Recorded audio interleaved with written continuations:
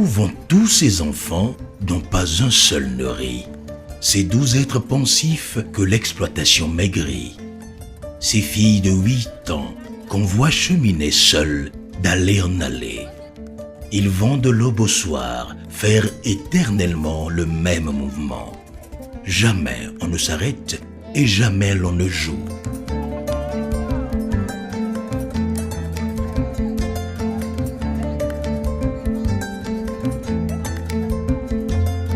Il fait à peine jour. Ils sont déjà bien là. Ils ne comprennent rien à leur destin, hélas. Ils semblent dire à Dieu: petits comme nous sommes, notre Père, voyez ce que nous font les hommes. Ô servitude infâme, imposée à l'enfant. Travail dont le souffle étouffant défait ce qu'a fait Dieu. Travail qui produit la richesse en créant la misère. Voilà une adaptation d'un extrait de Mélancolia, un poème de Victor Hugo qui traduit clairement ce que vivent les enfants dans les marchés du Bénin, dont Dantokpa, Wando et Arzeke. Le travail des enfants dans le marché est un exemple de l'exploitation économique des enfants au Bénin. C'est une violation grave des droits des enfants, condamnée par le nouveau Code de l'enfant du Bénin, promulgué en décembre 2015. Le travail des enfants est une épidémie de grande proportion qui atteint un enfant sur 2 au Bénin. Le travail des enfants a un impact profondément négatif sur les enfants car il les prive de la scolarisation, les expose à diverses violences et maladies et hypothèque leur développement et épanouissement dans la société.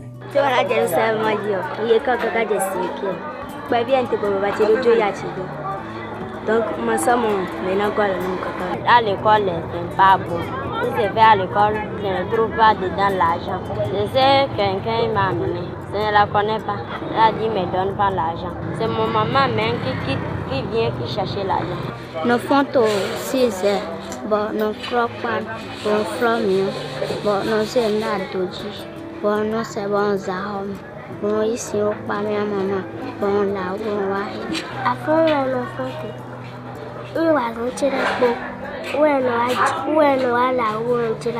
Mon fils pas 5 ans, moins de 10 ans, doit y avoir un candidat à commander un sous-bombard de gagne. Je vous ai ananas, ayo mati, ça dépend. Des fois, je me donne un sous pour être venu, je me donne un le coin est dans le niveau 4 et nawa.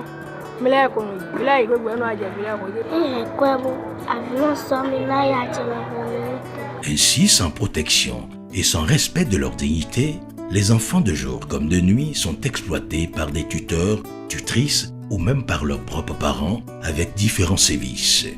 J'ai amené les enfants pour m'aider parce que moi je n'ai pas d'enfant fille. Quand je dis de faire ceci, elle le fait.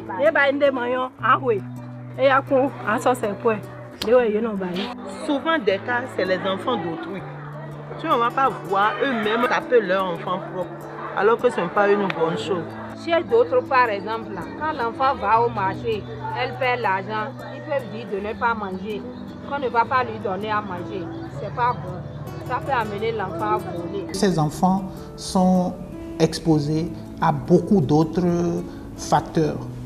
Les infections, les poussières contiennent beaucoup de germes que ces enfants inhalent et souvent il y a des problèmes d'hygiène corporelle, vestimentaire et nutritionnelle qui s'ajoutent.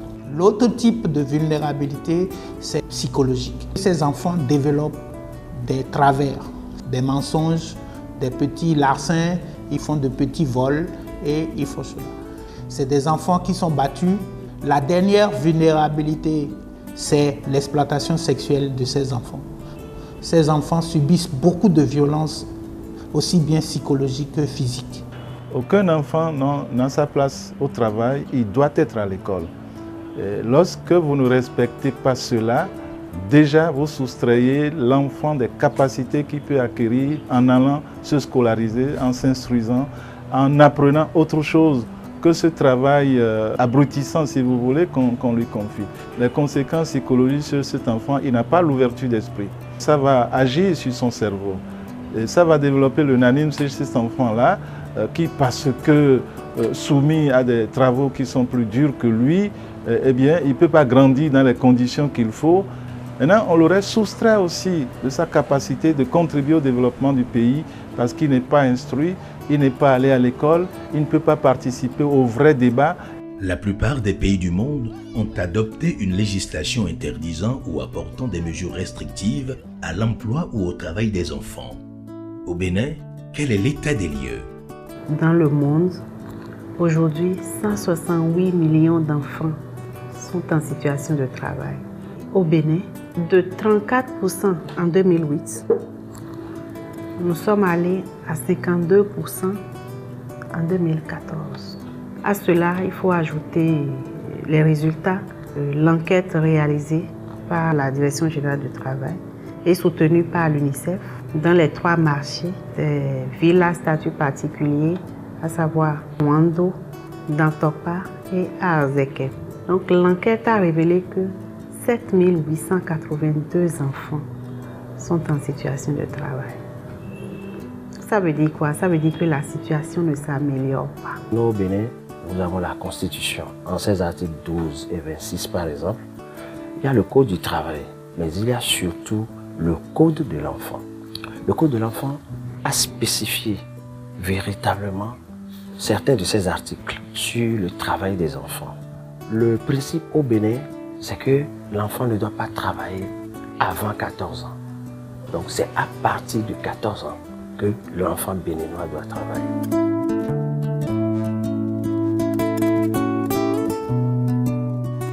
Le Code de l'enfant a sanctionné déjà ce qu'on appelle les enfants vendeurs.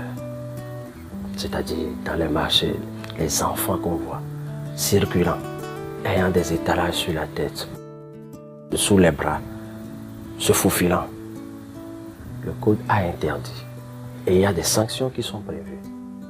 Nous avons également, en collaboration avec l'UNICEF, plusieurs chantiers. Les inspecteurs du travail seront outillés pour aller sur les lieux des exploitations des enfants, essayer de sensibiliser ceux qui le font afin qu'ils puissent se rendre à l'évidence que l'enfant a droit à une protection et à une éducation. Les actions que nous menons sont multiples. Nous nous occupons surtout de la prise en charge. Lorsque nous sommes informés de ces cas, nous descendons sur le terrain pour d'abord retirer l'enfant de ce milieu. Et également, nous recherchons les auteurs pour que les procédures soient établies et mises à la disposition des autorités judiciaires pour une suite. Au niveau de l'office, nous avons un centre d'accueil et de transit des enfants qui nous permet d'héberger ces enfants-là, de les accompagner sur le plan psychosocial parce que ces enfants sont traumatisés pour la plupart des cas.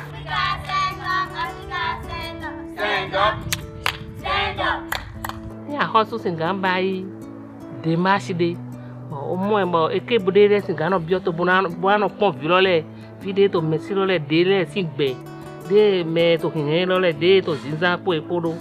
Et n'a son yok pede, et ne violé délai so ponabu. Donc, maman, des doigts à filer, mais il y a quelqu'un qui a pont violé, des diabotis, bon, maman, des zébinouilles, et il y a des sous-diabotis. Donc, comme il y a un bon les gens risquent d'aller d'abord en prison, d'être sanctionnés à une peine d'emprisonnement et de payer des amendes. Parce que l'être humain est très cher pour qu'on l'utilise comme un objet. Nous prenons par exemple l'article 362, les parents ou toute personne ayant contraint un enfant de moins de 14 ans à être vendeur ambulant. Les marchés sont punis d'une amende de 100 000 à 150 000 francs CFA. Même les patrons peuvent être poursuivis pour avoir utilisé des apprentis de moins de 14 ans. La loi l'a prévu. Des enfants orphelins ou placés, fuyant la maltraitance dans leur famille ou à la quête d'un mieux vivre, se retrouvent sans abri, errant de jour comme de nuit dans les marchés, livrés à eux-mêmes, exploités et ou brimés par des plus âgés.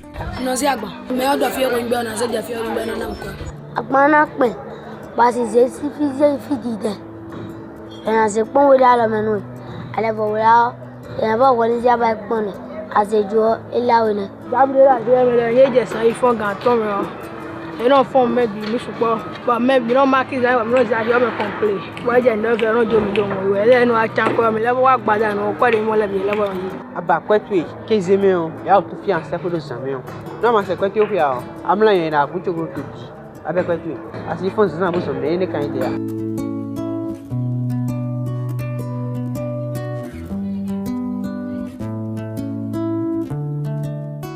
Une multitude d'organisations non gouvernementales intervenant dans le domaine de la protection vient quelquefois en aide à ces enfants et les soulage comme elles peuvent.